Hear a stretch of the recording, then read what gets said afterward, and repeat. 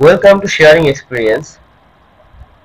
আজকে আমরা জানবো আগারওয়াল ম্যাথের প্রবাবিলিটি অধ্যায়ের 1 থেকে 7টি এক্সাম্পল। আমি ধাপে ধাপে বিষয়টি ব্যাখ্যা করব যাতে বুঝতে কোনো অসুবিধা না হয়। আমরা 1 নম্বর আমরা এক্সাম্পল 1 দেখতে পাচ্ছি উপরে। তো আমরা সরাসরি অঙ্কে যাওয়ার আগে আমরা দুই একটি বিষয় আমরা মাথায় রাখবো, সেটা হচ্ছে একটি সূত্র, যেমন probability of event is equal to number of event divided by number of sample space। এই সূত্রটি আমরা মাথায় রাখবো। এখানে কোনটা কি সেটা বলে দিচ্ছে। এখানে ই হচ্ছে ইভেন্ট। ইভেন্ট অর্থ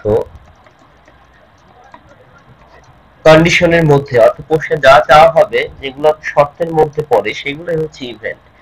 আমরা অঙ্ক করতে করতে আরো বিষয়টা স্পষ্ট হবে। আর এস হচ্ছে স্যাম্পল স্পেস। স্যাম্পল স্পেসটা হচ্ছে আমাদের টোটাল সম্ভাবনা, মোট সম্ভাবনাটাকে বলা হয় স্যাম্পল স্পেস, এবং নাম্বার অফ স্যাম্পল স্পেস বলতে বোঝায় যে টোটাল সম্ভাবনার সংখ্যা। তো যাই হোক, এই বিষয়টা নিয়ে আমরা অঙ্ক করতে করতে আরো স্পষ্ট ধারণা পাবো। আরেকটা বিষয় আমাদের সামনে আসবে, সেটা হচ্ছে কয়েন এবং ডাইস। কয়েনের ক্ষেত্রে আমরা মনে রাখবো কয়েনের টোটাল স্যাম্পল স্পেস বের করার ক্ষেত্রে একটা সূত্র আমি মনে রাখবো যে 2 টু দি পাওয়ার n, এটা কয়েনের ক্ষেত্রে। আর ডায়াসের ক্ষেত্রে মনে রাখবো 6 টু দি পাওয়ার n। ডায়াসের 6টা তল থাকে এজন্য 6, আর কয়েনের 2টা তল থাকে এজন্য 2। আর n হচ্ছে এখানে নিক্ষেপ সংখ্যা। যদি 5টা কয়েন উপরে তোলা হয় তাহলে এখানে n is equal to 5। যদি 2টা ডায়াস নিক্ষেপ করা হয় তাহলে সেক্ষেত্রে এখানে 6 এর n is equal to 2। এইভাবে আমরা বিষয়টা মাথায় রাখবো যাতে বিষয়টা স্পষ্ট হয়। তো আমরা সূত্র সম্পর্কে কিছুটা ধারণা রেখেছি। এখন আমরা সরাসরি এক্সাম্পলে চলে যাব। এখানে বলা হচ্ছে in a throw of a coin find the probability of getting head. অর্থাৎ একটা কয়েনকে উঁচুতে নিক্ষেপ করা হলো এবং সেটা হেড অথবা টেইল হওয়ার প্রবাবিলিটি অফ হেড হওয়ার সম্ভাবনা কতখানি। একটা কয়েনের দুইটা অংশ থাকে, একটা হচ্ছে হেড, একটা হচ্ছে টেইল। দুইটা অংশই থাকে দুইটা, অর্থাৎ এখানে মোট সম্ভাবনা, যেটাকে বলা হয় number of sample space, sample স্পেসের সংখ্যা হচ্ছে 2।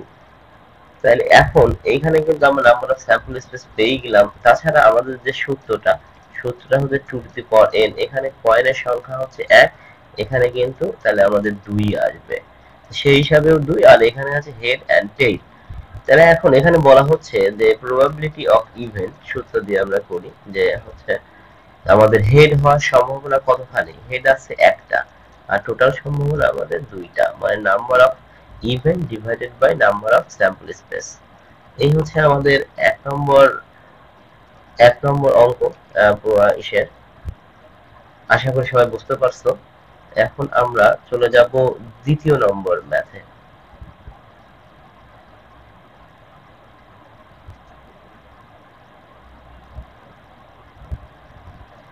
দ্বিতীয় নম্বর ম্যাথটা আমি এখানে বসাই দিচ্ছি।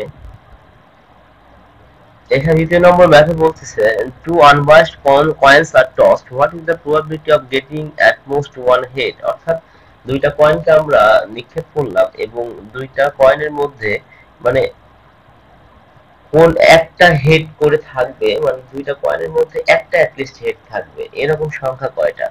তো যাই হোক, আমরা দুইটা কয়েন, যেহেতু আমাদের নাম্বার অফ স্যাম্পল স্পেস এর 2 টু দি পাওয়ার n আমরা বের করতে পারবো, তাহলে 2 is equal to 4। অর্থাৎ স্যাম্পল স্পেস হবে 4টা। অর্থাৎ কি কি স্যাম্পল স্পেস হয় আমরা একটু দেখি। যেহেতু দুইটা কয়েন, তাহলে হেড হেড এরকম একটা করতে পারে, নিক্ষেপ করার পর নিচে পড়তে পারে, এভাবে পড়তে পারে। হেড টেইল এই অবস্থায় একটা দুইটা কয়েন নিচে পড়তে পারে, বা টেইল হেড এভাবেও পড়তে পারে, বা টেইল টেইল এভাবে পড়তে পারে। তাহলে এখানে আমরা দেখবো যে হচ্ছে টোটাল এখানে কিন্তু প্রত্যেকটাতে অ্যাটলিস্ট একটা করে হেড আছে। এখানে দুইটাই হেড, এটা তো অবশ্যই কাউন্ট হবে। এখানে একটা, এখানে একটা, এখানে কোনো হেড নাই। অর্থাৎ এখানে যেটাকে বলা হয় নাম্বার অফ ইভেন্ট, বা এগুলো কিন্তু এক একটা ইভেন্ট, আর নাম্বার অফ ইভেন্ট হচ্ছে 3। তাহলে আমরা কিন্তু অনায়াসে ম্যাথটা করতে পারি যে probability of event is equal to number of event divided by number of sample space.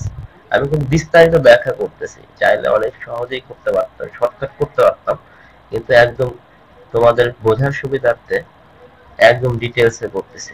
তাহলে number of event 3, number of sample space 4, এটা হচ্ছে আমাদের কাঙ্ক্ষিত উত্তর। তাইলে আমরা এখানে দ্বিতীয় নম্বর অঙ্কটা, দ্বিতীয় উদাহরণটা শেষ হলো। আমাদের এবার তৃতীয় উদাহরণ।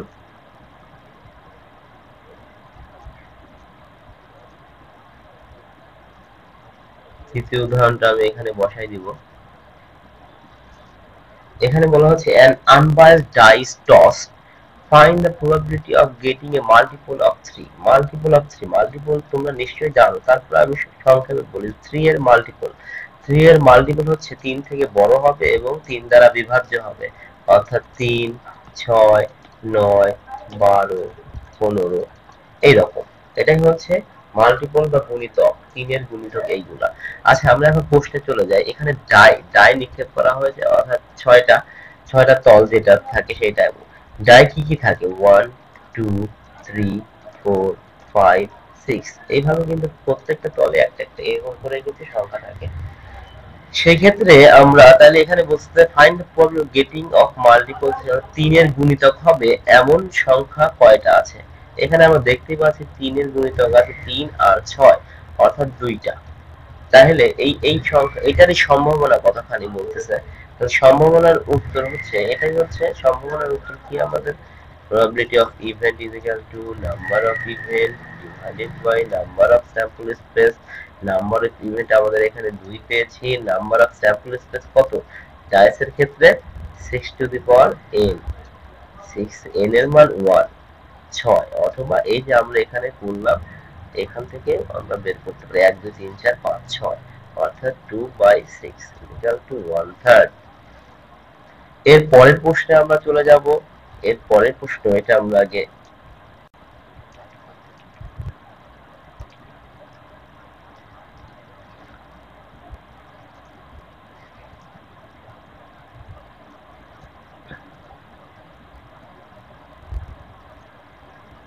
এবার 4 নম্বর প্রশ্ন বসাই দিব। 4 নম্বর প্রশ্ন কি বলছে, in a simultaneous throw of a pair of dice find the probability of getting a total more than 7। অর্থাৎ এখানে কিন্তু দুইটা পেয়ার অফ ডাইস, অর্থাৎ এক জোড়া ডাইস, অর্থাৎ দুইটা ডাইস এখানে কিন্তু আমরা নিক্ষেপ করতেছি। এখন বলছে এখানে টোটাল মোর দেন 7, অর্থাৎ 7 এর থেকে বেশি হবে যেগুলা, সেইগুলার সম্ভাবনা বের করতে বলতেছে। তাহলে চলো আমরা দেখি আগে নাম্বার অফ স্যাম্পল স্পেসটা আমরা বের করে নিতে পারি। নাম্বার অফ স্যাম্পল স্পেস যদি পাওয়ার n, তাহলে এখানে n এর মান 2, এখানে আমরা 36, তাহলে কিন্তু আমরা এটা 36 পেয়ে গেলাম।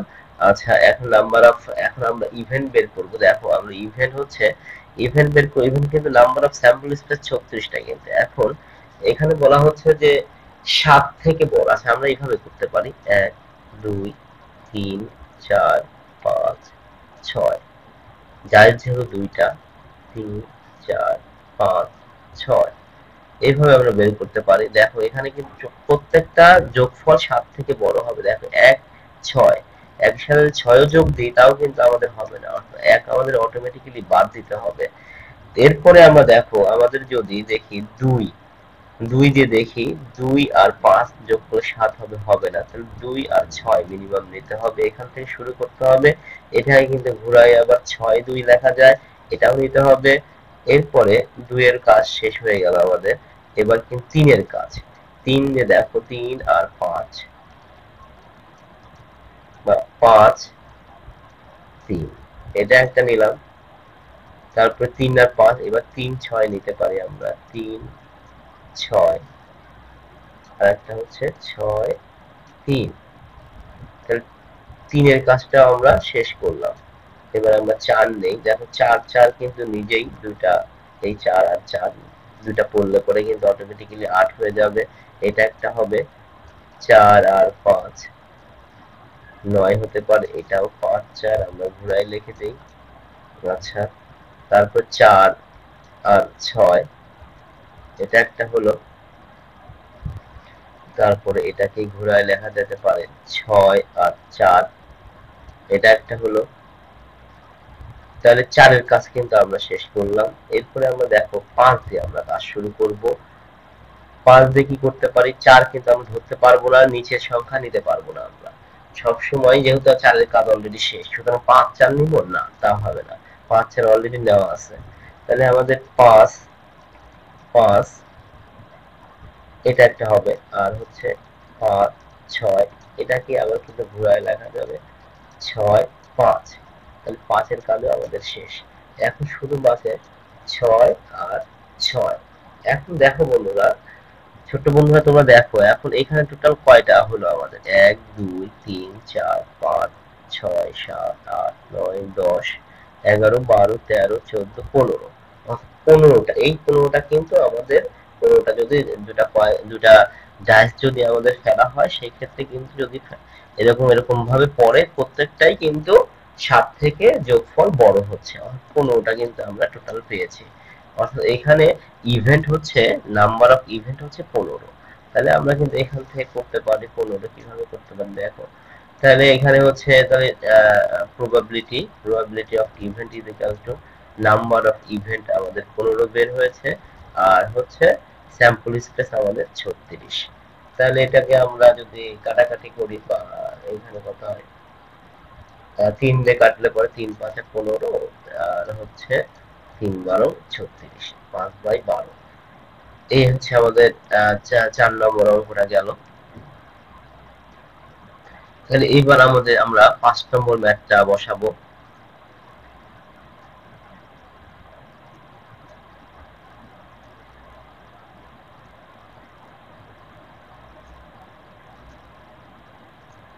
পাঁচ নম্বর বলছে a bag contains 6 white and 4 black balls.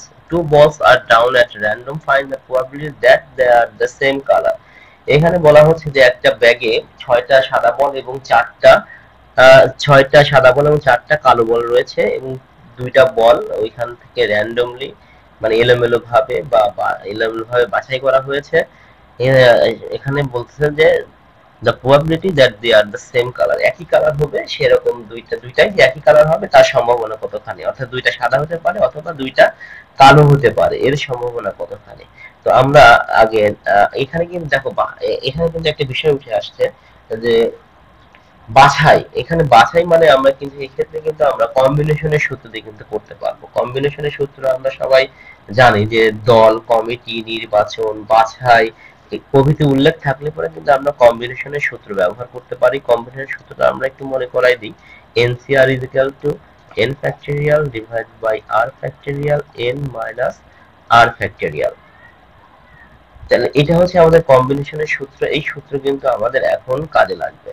তো যাই হোক, আমরা এখন দেখি আমরা আমাদের হচ্ছে total number of sample space কয়টা হয়, অর্থাৎ বল হচ্ছে টোটাল 6 যোগ 4 10টা। বল হচ্ছে আমার 10টা থেকে আমাদের দুইটা পিক করা হচ্ছে। তাহলে দুইটা পিক যদি করি, আমরা 10টা থেকে দুইটা বাছাই করা হচ্ছে, আমাদের 10C2। এটাই কিন্তু আমাদের নাম্বার অফ স্যাম্পল স্পেস। 10টা থেকে দুইটা কত উপায়ে আমরা বাছাই করতে পারি, সেটাই কিন্তু আমাদের নাম্বার অফ স্যাম্পল স্পেস। তাহলে আমরা চলে যাই আমরা সূত্রতে, যে 10C2 ফ্যাক্টরিয়াল, n হচ্ছে 10, 2 r হচ্ছে 2, তাহলে 10 factorial divide by r factorial আর n মাইনাস r, অর্থাৎ 10 মাইনাস 2 ফ্যাক্টরিয়াল। এইটা অর্থাৎ এখানে খেয়াল করো 10 ফ্যাক্টরিয়াল কে করলে কি হয় আমাদের, 10 10 গুণন 9 গুণন 8 গুণন 7 গুণন 6 গুণন 5 গুণন 4 এরকম হবে, তাই না? এইভাবে 2 পদ থাকবে, 10 গুণন 9 গুণন 8 আমরা এই পর্যন্ত রাখবো, কারণ 8 ফ্যাক্টরিয়াল পর্যন্ত রাখবো বলছি কারণ কি 2 কে ফ্যাক্টরিয়াল করলে 2 হবে। আর এইখানে দেখো 8 ফ্যাক্টরিয়াল, এই আমরা বাদ দেওয়ার জন্য এই পর্যন্ত রাখছি, বড় করি নাই। তাহলে এখন আমরা 8 ফ্যাক্টরিয়াল আমরা কেটে দেব। তাহলে থাকবে আমার 10 গুণন 9 ভাগ 2 অর্থাৎ 45, 90 ভাগ 2 অর্থাৎ 45। আমরা কিন্তু নাম্বার অফ স্যাম্পল স্পেস পেয়ে গেছি। এখন তাহলে এখানে আছে total number of sample space আমরা পেয়েছি, নাম্বার অফ স্যাম্পল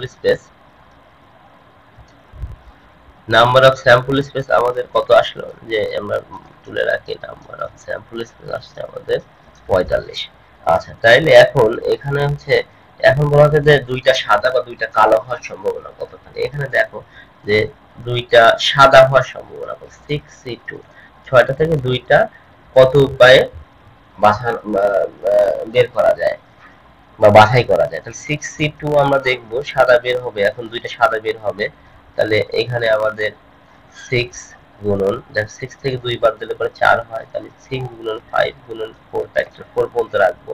যেহেতু 4 ফ্যাক্টরিয়াল কাটা পড়বে অটোমেটিক্যালি, 2 ফ্যাক্টরিয়াল মানে 2 হবে, আর এখানে আমাদের 4 ফ্যাক্টরিয়াল 4 ফ্যাক্টরিয়াল কাটা, 5 6 30 ভাগ 2 ইকুয়াল টু 15। আচ্ছা, এবার আমরা দেখব হচ্ছে 4টা থেকে 2টা, অর্থাৎ 4টা থেকে 2টা কালো বল উঠবে কত পাই, 4C2। এখানে তাহলে আমাদের 4 গুণন 3 গুণন 2 ফ্যাক্টরিয়াল, আর এখানে 2 ফ্যাক্টরিয়াল মানে 2 হবে, আর 4 থেকে 2 বাদ দিলে পরে আমাদের 2 ফ্যাক্টরিয়াল, যেটা কাটা 3 4 12 6। তাহলে এখানে আমরা দেখতে পাচ্ছি যে হচ্ছে আমাদের সাদা বল হওয়ার সম্ভাবনা হচ্ছে 15টা, আর কালো বল হওয়ার সম্ভাবনা হচ্ছে 6টা এখানে আছে। এটা হচ্ছে আমাদের নাম, দুইটা যোগ করলে হবে আমাদের নাম্বার অফ ইভেন্ট। তাহলে চলো আমরা তো পেয়ে গেলাম আমরা আমাদের find the probability that the same colour. তাহলে এখানে আমরা প্রবাবিলিটি সূত্রটা ইউজ করি, probability of event is equal to number of event 15 যোগ 6, আর এখানে থাকবে হচ্ছে নাম্বার অফ স্যাম্পল স্পেস, তাহলে 21 বাই 45, এখানে 7 আর হচ্ছে 15, 7 বাই 15। এটাই হচ্ছে আমাদের কাঙ্ক্ষিত উত্তর।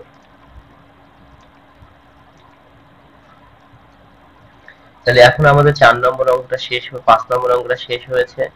6 নম্বর অঙ্কটা কিন্তু বন্ধু 4 নম্বরের মতো একদম সেম।